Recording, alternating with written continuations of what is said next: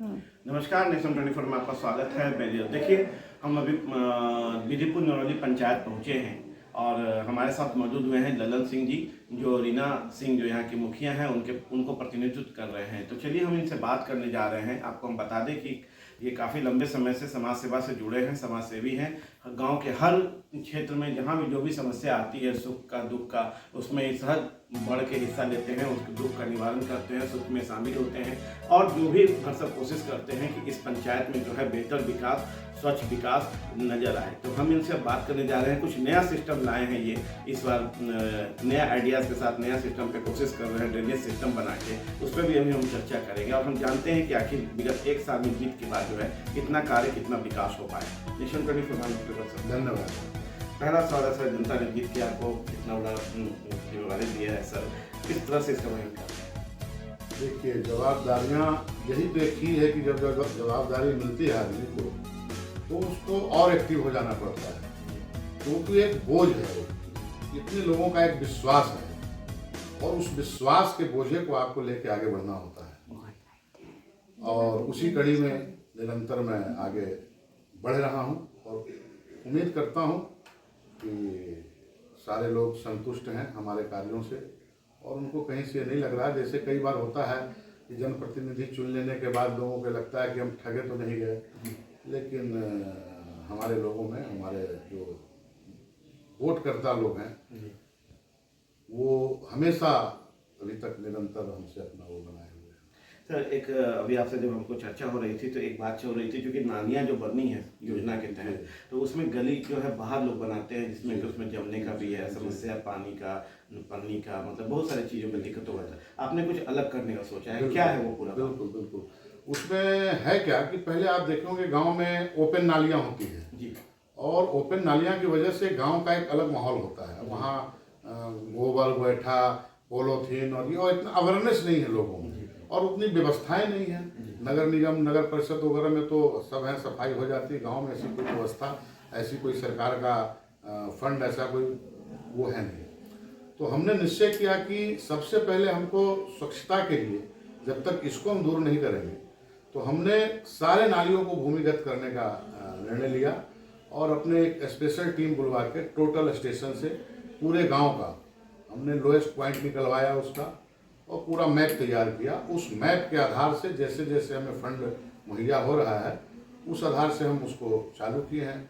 उसका रिजल्ट भी मिला है कि आज आधा गांव, एक ड्रेन बनने से सिर्फ आधा गांव मेरा, जहां हम कंक्रीट के रोड पे चप्पल पहन के नहीं जा सकते थे, आज उस पे फराटे से दौड़ते हैं लोग, गाड़ियां चल रही हैं।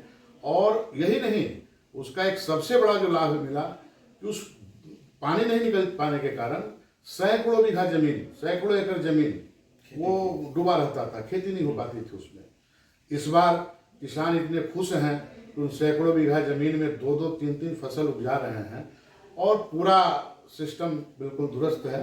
तो मैं उम्मीद करता हूं कि ये एक मॉडल तैयार करना चाहता हूं और सरकार का जो भी पैसा लगे उसका सदुपयोग हो, दुरुपयोग ना हो, ऐसा मेरा प्रयास है। देखिए कितनी बड़ी बात है, कितने आइडियोलॉजी के साथ जो है इस सिस्टम को, मॉडल को जो है ये उतारे हैं अपने यहाँ। ये इनका ये भी कहना है कि ये ट्राई है हमारा कि यदि ये सक्सेस होता है तो ये चाह रहे हैं, ये सरकार को भी दिखा रहे हैं कि यदि ये सिस्टम मेरा बड़ी बेहतर होता है तो कहीं ना कहीं इसको अलग पंचायत, दूसरे पंचायत में भी इसको लागू करना चाहिए, जिससे कि बेहतर जो गंदगी की स्थिति बनती है नाला बन जाने के बाद भी, उससे कहीं ना कहीं मुक्ति मिलेगी। सर, डस्टबिन, स्वच्छता में कचरा प्रबंधन भी जी हाँ, डस्टबिन की क्या है? हमारा जो केंद्र है वो बनकर तैयार हो रहा है, 2-4-5 दिन के अंदर में वो संपूर्णता की ओर है।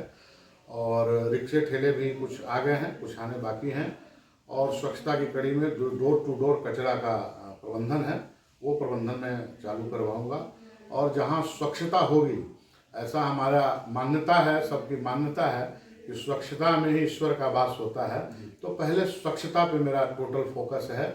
और गांव में जितने भी हिप्स पड़े हुए हैं, कूड़े के ढेर पड़े हुए हैं, उसको भी मैं अपने, कोई फंड तो ऐसा है नहीं उसके लिए, लेकिन अपने माध्यमों से, अपने कुछ हम मदद करते हैं, कुछ और भी लोग जो है उनसे लेते हैं और उन कूड़ों को हम ट्रैक्टर के माध्यम से बाहर निकलवा रहे हैं गांव के बीच बीच से भी। आज जिस जगह आप पैर नहीं रख सकते थे, आपको कभी आए तो दिखाऊंगा मैं वो जगह, आज बच्चे वहाँ बैडमिंटन खेलते हैं, वहाँ पे आसपास की उस जगह पे शादियाँ हो रही है, वहाँ पे लोग खाना खा रहे हैं, जहाँ पे आप नाक खुला करके नहीं जा सकते थे वहाँ लोग खाना खाएं, यही सपना है, यही मेरा उद्देश्य है। और सेवा का यही एक सही मायने में देखिए तो टाइम पास कर लेना एक अलग चीज़ है, ग्राउंड पे जो दिखना चाहिए वही बेहतर विकास है। अब स्वच्छता की बात करते हैं तो अब स्वस्थ रहने के लिए जिम भी सरकार लाई है, उसकी भी कुछ प्रबंधन हुआ है? जी नहीं, जिम तो मैंने अपने तरफ से ही एक हाई स्कूल है हमारे गांव में, तो उसमें अपने तरफ से ही मैंने जिम मुहैया करवाया था।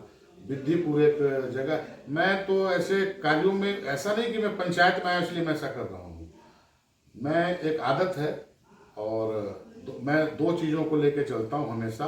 एक होती है जन्मभूमि और एक होती है कर्मभूमि। तो कर्म भूमि मेरी कहीं और भले हो सकती है, लेकिन जन्मभूमि तो एक ही हो सकती है, वो नहीं चेंज होगा। और कर्म भूमि तो बदलते रहता है, वो चलते रहता है। तो जितना उत्तरदायित्व एक एक व्यक्ति का अपने जन्मभूमि के लिए भी निभा पाए, तो मैं सोचता हूँ कि इससे बड़ा और कुछ सेवा तो उन कार्यों में मैं शुरू से लगा रहा हूँ। जहाँ भी लोग आते हैं तो जिम है, तो किसी टूर्नामेंट का, क्रिकेट का है, बास्केटबॉल का है, वॉलीबॉल का है, मैं प्रोत्साहन करते रहता हूँ, उनको चीज़ें मुहैया कराते रहता हूँ। और मैं चाहता हूँ कि खेल के क्षेत्र में भी लोग आगे आएँ, और खेल एक ऐसा माध्यम है कि जिससे वो बहुत कुछ कर सकते हैं, बहुत आगे जा सकते हैं। पढ़ाई तो है ही है, लेकिन ये मेरा स्पष्ट मानना है कि 95% लाने वाला बच्चा कभी ज़िंदगी नहीं जी सकता, और वो बहुत सफल भी नहीं होता अगर आप रेडियो उठा के देखेंगे तो इसलिए सारा कुछ जरूरी है। जितनी पढ़ाई जरूरी है उतना खेल कूद भी जरूरी है, उतना स्वच्छता भी जरूरी है, और उतना एक वातावरण भी। आपके पंचायत में शिक्षा पे भी फोकस होगा? बिल्कुल है। हमने जब आए हम यहाँ पे, कुछ हमको जब अधिकार मिले, और पहले से भी हम थोड़ा सा जागरूक रहते थे इस मामले में, स्कूलों में जा जाके जागरूक करते थे लोगों को। हमने एक व्हाट्सएप पे ग्रुप बनाया, पूरे जितने भी बच्चे हैं सब गार्जियन का मैंने बोला कि आप नंबर कलेक्ट कराओ। हमने अपने आदमियों को लगाया और सारे गार्जियन का नंबर वहाँ हुआ, और मैंने बोला आपका ये काम है कि जो बच्चा आपके क्लास में नहीं आता उसके गार्जियन को आप तुरंत फोन करोगे। आज स्थिति ये है कि जो उपस्थिति महज 15% 20% की होती थी, वो उपस्थिति आज बच्चों की मतलब 90 पार कर गई है। तो ये मेरे लिए सुखद है।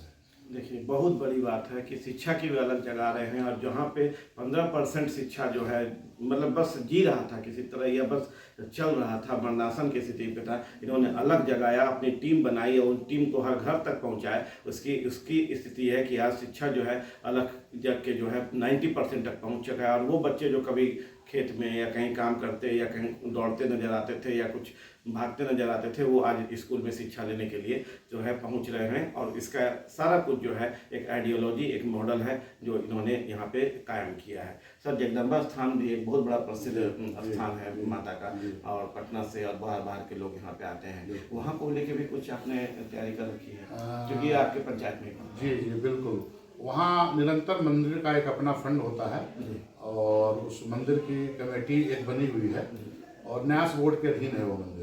लेकिन फिर भी पंचायत की तरफ से, चाहे अपने तरफ से जो भी बन पाता है, वो तो आराध्य हैं हम सब की जगदम्बा। और हम लोग बड़े भाग्यशाली हैं कि इस भूमि पे हम लोगों का जन्म हुआ, और लोग तो आते ही हैं। और थोड़ा सा और उसमें चूंकि ये न्यास बोर्ड के अधीन है और एक अलग से कमेटी बनी हुई है, और उसके जो अध्यक्ष होते हैं वो एसडीओ होते हैं, तो थोड़ा सा टाइट होने की ज़रूरत है। विधि व्यवस्था में थोड़ी कमियां नज़र आती है, लेकिन चूंकि मैं उसका पार्ट नहीं हूं, तो एक सलाह ही देता हूं, और अमल कितना हो पाता है भगवान जाने उस पर।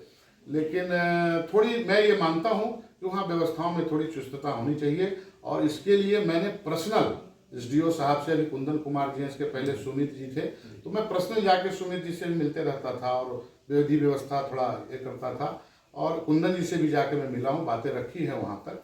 उम्मीद है कि धीरे धीरे सब वो भी जो कमियाँ हैं। एक हॉल भी आपने बनवाया है शायद, क्या?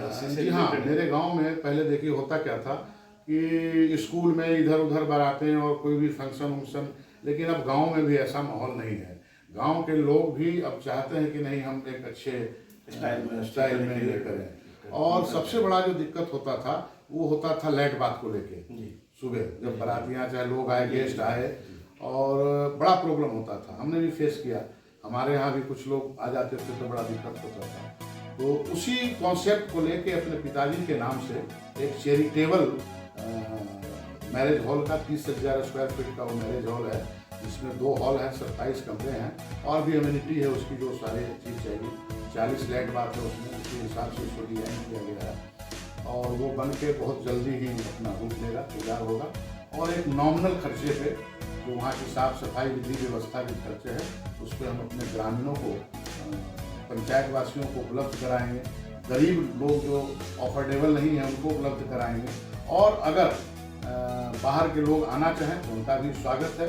तो उनके लिए भी एक अलग से शुल्क होगा, वो देख वो भी उसको यूज कर सकते हैं। अपने पंचायत को हमारे माध्यम से क्या संदेश देना चाहिए पंचायत के लोग? पंचायत के लोग जिस तरह से सहयोग करते हैं, सहयोग कर रहे हैं, मैं यही उम्मीद रखता हूं कि जो विश्वास हम पे उन लोगों ने जताया है, जो जवाबदारी मुझे सौंपी है, मैं उस पर खरा उतरूं, उनके सपनों पे खरा उतरूं। बस मैं ईश्वर से यही कामना करता हूं, और उनसे भी आग्रह करता हूं, ये विश्वास हमेशा बनाए रखिएगा।